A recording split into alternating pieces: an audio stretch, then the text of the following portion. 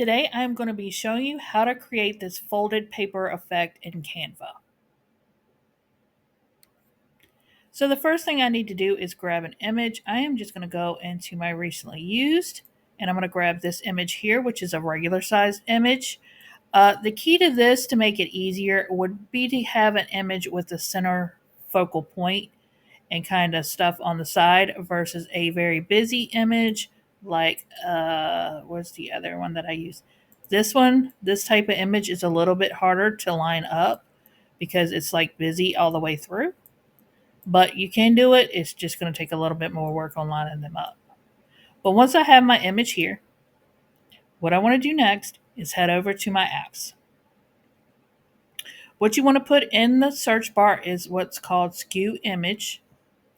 And then you're going to search for that. And then once you find it, it's this one that looks like a little piece of candy. So I'm going to go in there. It says choose the file, or I can go in here and highlight this picture.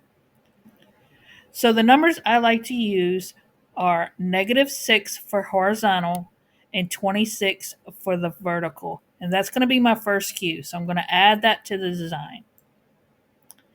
And then what I want to do now is I want to do it the opposite way on the other side. So what I'm going to do is re-click on this image here. And I want to go the opposite. So I'm going to go 6. And then I'm going to go -26 for the other side. And I'm going to add that to the design. So that's going to be my sides. So what I want to do now is I want to take my original one and I'm going to crop it in and have her centered like so. And then what you're going to do is crop this in, and you can play around with it to line it up better afterwards, but we're just going to crop it in a little bit, and then we're going to match it to the sides. So see how I still have that dot and all right there? So I want to crop it in even further. And then I'm going to reduce this and see all this white space. I don't need that. So I want to take that down so I can have a little more playroom. And then I'm going to go over to the side just like so and line it up.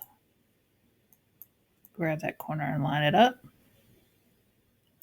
like so. And then once you got it lined up, now if you need to line it up a little bit and you see like a little bit of, you can hold your control key down to have it kind of more precise a movement in it to kind of line it up. Because sometimes Canva's a little funny with that. So I'm just going to crop her out. That way I know I got a starting point of where I want to go. And then I'm going to line that up there. And then I'm going to start doing that. I'm going to take that white space off here. And I want to get that out of the way. So I'm going to go in here and I'm going to just start making it to where it will fit. Then I know I need to bring that up. That looks like a good seam. Let me check the top one. I need to bring that down just a smidge. I'm going to hold my control key. It gives me just a little bit more control on trying to line these up. And then I got that here. So now what I want to do is I want to reduce these down because you can't see my corner. And I'm going to do that like so. And then you're going to take this, you're going to go and edit. I'm just going to go and adjust. And I'm going to turn the brightness down just a little bit. Now I want this to be more even. So what I'm going to do is I'm going to go in a little bit and then I'm going to bring it in. So they're more of an even size. So I can do that. And I'm going to hold my control key down to give me a little bit more. And then that, and try to make sure that it looks like the seams of this picture are as close as possible for that line to go there. Then I'm going to go back into edit, adjust. I'm just turning the brightness down just a little bit, just to kind of give it like that little offset thing. And you can do it the opposite way where these are going down. So you just flip the sides, which side you want to do. So you can do something. What did I do? I went crazy. If you're on my Facebook page, and I kind of did something different, but sort of kind of the same, and made like an image like this. But once you do that, then what you can do is you can go and download this image. We'll download it real quick. I'm in MP4 because that's a bigger format and it looks better to do. This is page 1. We just want page 1. Done. Download. And then we can bring it back into Canva once it's downloaded. Canva is slow today, but they're getting ready to do this big update, and Canva always gets extremely glitchy before they do any kind of update. So we're going to bring it back in. Go to my uploads, go over here. Then I'm going to remove the background, and then you can make it all fancy smancy and add some shadows, add a drop, page lift, make your adjustments, turn the intensity down, and give it a little bit of special, and there you go. Just easy peasy lemon squeezy. That's how easy that is to do.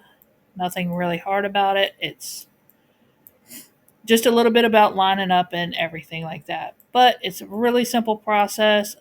Like if you do a photo that's more on the line of that's smaller like this, you know you're not going to have as much space to work with to curve it in.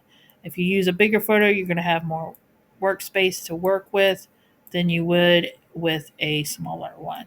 So, and that's how you do that. Very easy to do. Just takes a little bit on lining up and getting stuff layered where you want it to be. But it's a cool little effect that you want to do. And like I said, with the one I did here, let me bring that back in. This one, these are all individual designs, and I used the same effect to kind of make this lace thing. I don't think I'd have to. Let me see. Let's go down a rabbit hole with Michelle today. Let's see. I think it's in here. Yeah, and I went crazy, and that's how I finished that off. I put a basketball in the center of it to kind of make it look cool. And that's just like one little rabbit hole I went down to kind of make this kind of like wraparound thing with these test images I made a while back. So that's a little rabbit hole I let y'all in on. Um, but that's how easy it is to do that one. And I appreciate y'all for stopping by. I thank you, and I hope to see you again on the next one. Bye, y'all.